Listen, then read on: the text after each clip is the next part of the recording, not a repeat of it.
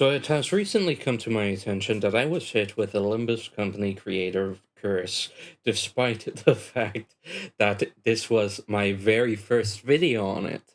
So I guess it hits you early. Essentially, the tutorial that I just played through has recently been expanded on and completely changed. How that actually looks, well, I guess we'll see. Now, full disclosure, to see it as it was, I would have to either close this account, which the process of which takes a full week, or make a new one, which I am not going to do. So do accept that you are going to miss some elements of the gameplay tutorial, but if you're truly missing them, then hey, use that as incentive to play the game yourself. It is free. Alright, that out of the way, let's get into it. We're deliberately skipping the story.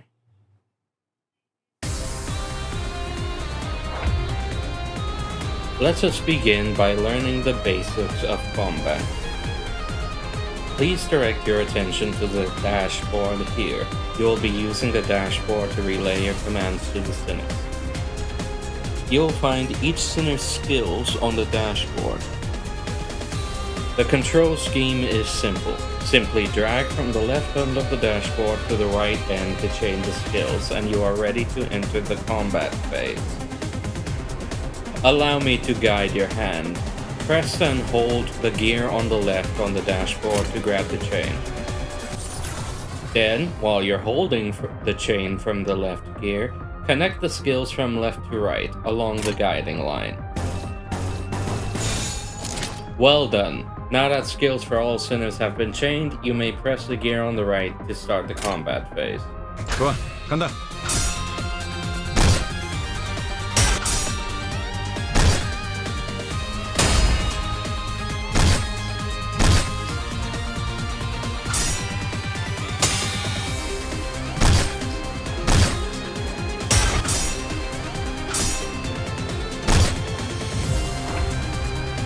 And that is how you, the manager, issue your orders. Let us try that again. Look at the dashboard, grab the chain from the left gear, and connect the skills along the guiding line to command us to use them. The dashboard. Use the dashboard to issue commands to your sinners in combat. Start the combat phase by following these steps.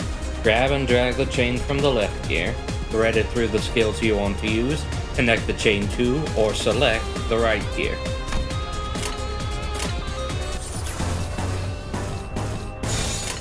좋은 전략이네요.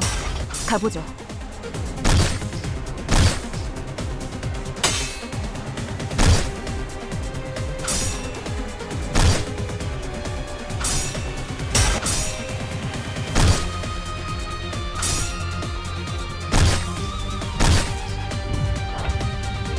Now, please issue a command. Yeah, this is far more hopeless than it was the first time. I'm sure that even though I'm technically issuing an absolute resonance, it won't acknowledge it. 좋은 전략이네요. 가보죠.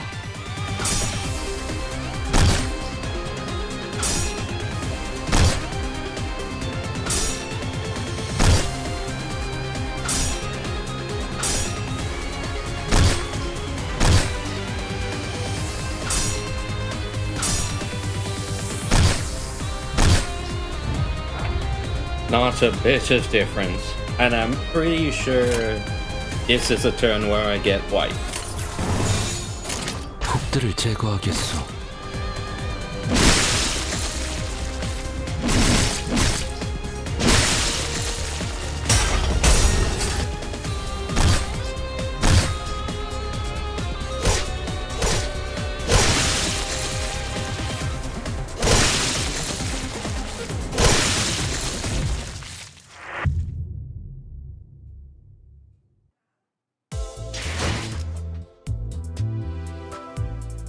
Well,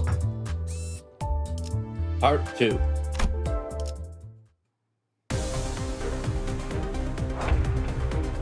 These 7-sided icons floating above the allies' and enemies' heads are called skill slots. 7-sided. I believe that's a heptagon, if I remember right. Or a septagon? I think heptagon. I don't really think about the names of shapes too often these days. Because you haven't issued a command by chaining skills yet, the allied skill slots are currently empty. Grab the chain from the left gear and chain it to one of these 2 leftmost skills on the dashboard. As you can see, the skill you just chained has been equipped to the skill slot. Skill slots. Equipped skills are displayed on the skill slots floating above each sinner's head. When the combat phase begins, each sinner will engage in battle using the skills equipped in their skill slots. Drag from left to right on the dashboard to equip every sinner with one of the skills on their respective columns. In this case, you can see that every sinner has their S1s on all spots on the dashboard.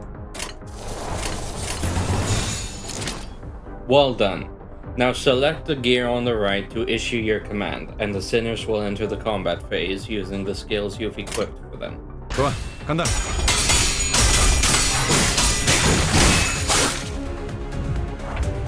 Now, please issue a command. 금방 다녀올게. A clash occurs when both the sinner and their target both use attack skills against each other. In a clash, their power is determined primarily by the skill they are using to clash. And in this clash, between 2 skills, the skill with a higher power wins. I do actually think this is a definite improvement on the tutorial here. Pay attention to the enemy's coins. When a skill loses a clash, it will lose a coin. Even if a skill loses a clash, as long as it has remaining skill coins, the 2 skills will continue to flip their coins and clash until one of them loses all coins. The skill that lost all of its coins in this clash will conclusively lose the clash. This means that the unit that won the clash gets to attack, while the unit that lost does not.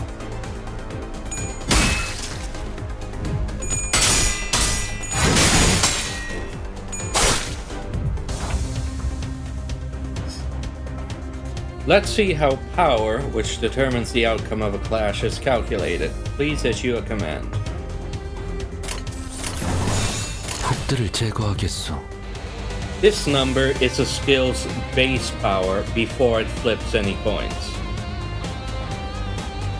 This number is a skill's coin power. Here you can see how many coins these skills have. The number of coins determines 2 things. How many times the skill can lose a clash before losing all of its coins, how many times the skill hits when it attacks. Each coin that flipped heads will add the coin power of that skill to the base power of that same skill. Final power calculation. The formula for a skill's final power is as follows. Base power plus number of coins that flipped heads times coin power. Coins that flipped heads will glow, while the coins that flipped tails will appear dim. The resultant skill power is displayed here. Ishmael's loggerhead skill has a higher skill power, so the enemy skill loses a coin. As seen in this example, they will continue to clash until one of them has no more coins left to flip. The unit with remaining coins ultimately wins that clash. Remember, winning clashes is one of the most fundamental aspects of winning the battle.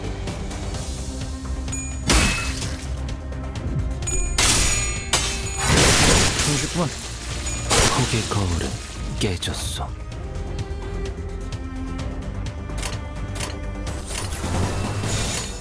금방 다녀올게. 할 건 했다. 맛있는 거 준비해줘, 단테.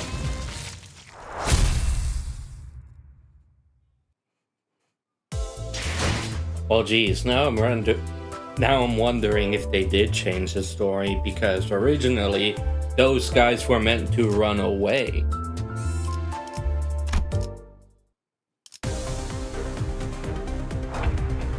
This time, let us learn about SP, or sanity points. SP has a maximum value of 45 and a minimum value of -45. Please note that the sinner's SP values can also be viewed here, next to these orbs adjacent to the portrait icons on the dashboard. Now, please issue a command. 금방 다녀올게. Each unit's SP values change based on certain triggers. They tend to heal SP with favorable triggers, winning clashes or killing enemies, and lose SP with unfavorable triggers. The higher the unit's SP value is, the higher the chance to flip heads when flipping skill coins.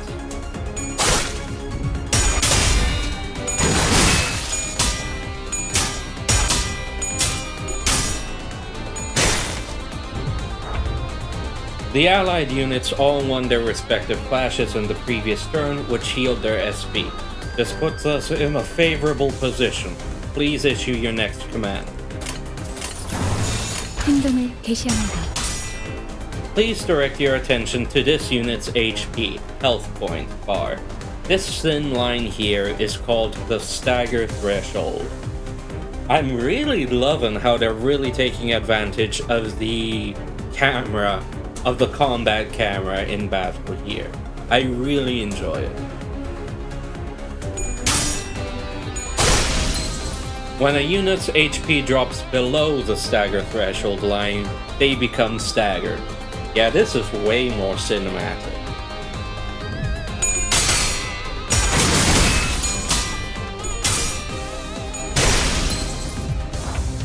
Staggered units cannot take any action and take double the damage, which puts them at a significant disadvantage in battle.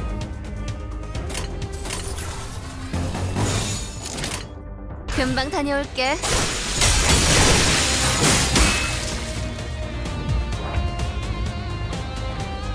You have put the remaining enemies in panic states by defeating their allies in the previous turn, which dropped their SP. When an enemy's SP drops below a certain threshold, they may enter low morale or panic states, which inflict them with negative effects. Units in low morale or panic states are marked by these labels. Each unit gains different effects from entering low morale and panic states. Select this icon to learn what effects this unit is suffering from.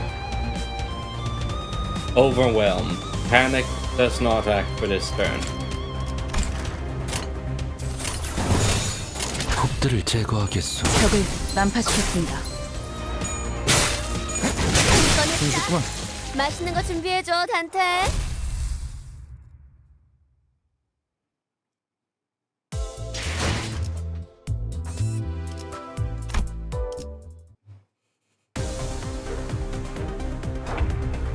Select the unit to view their detailed information window. 뭐야? 내가 보고 싶었던 거야? This is where you view each character's basic stats. This is where you view this unit's list of skills and upgrade progress.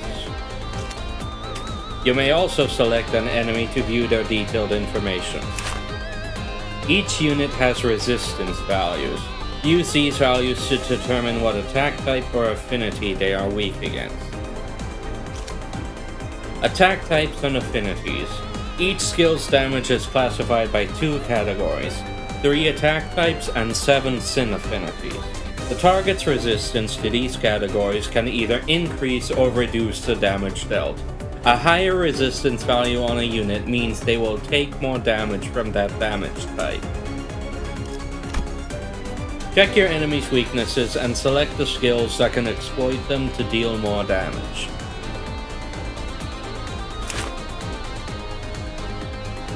Most human enemies, as far as I know, will have completely normal resistances to sin affinities across the board.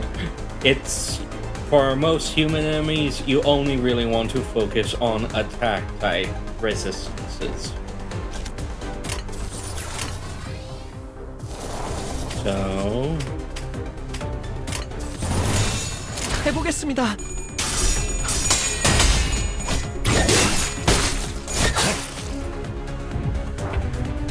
in most cases, the unit with the leftmost skill on the dashboard will be the first to act among allies.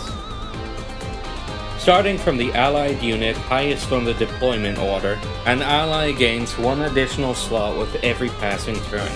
This means that they gain an extra opportunity to attack. 예술이 뭔지 보여주지.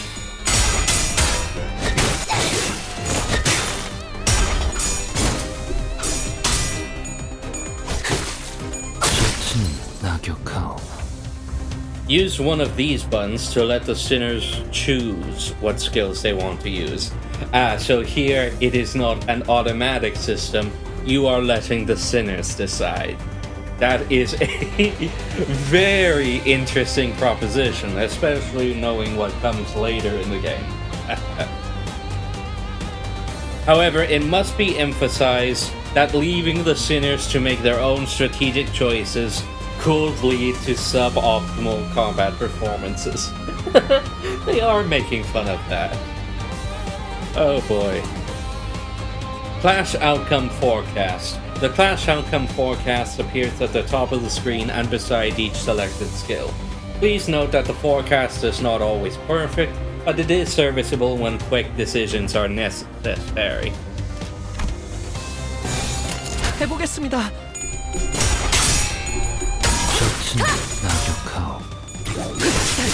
제가 해낸 것 맞죠?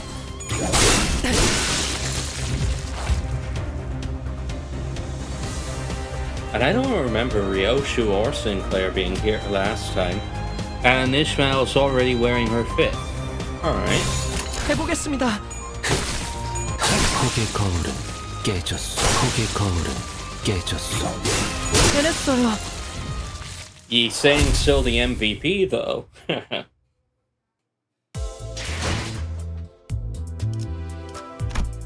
Alright. Now, normally the tutorial would continue into the story, but unfortunately, I did have to skip that part, and I don't know if that ruined the rest of the tutorial for me.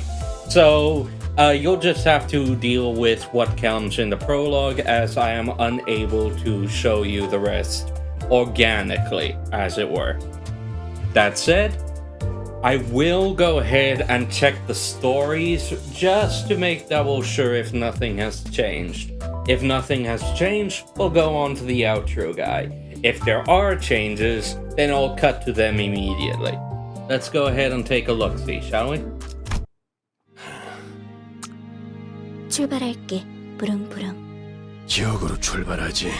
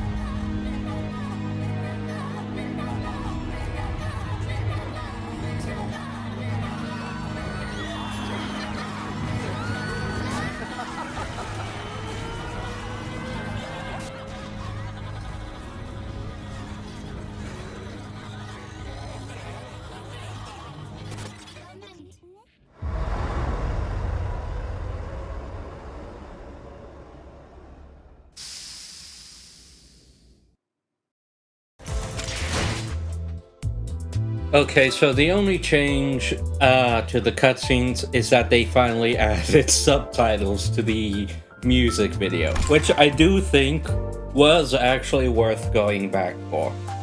Alright, that all said, let's go ahead and go straight to the outro guy. I do have to say, before anything else, that I do wish they included a replay tutorial button that lets you have all the dialogue that was part of the tutorial come in at once. Basically, just a soft start before putting you back to right where you were. Helldivers 2 does something like that, where you can just go to the options menu and just go back to the tutorial stage at any time.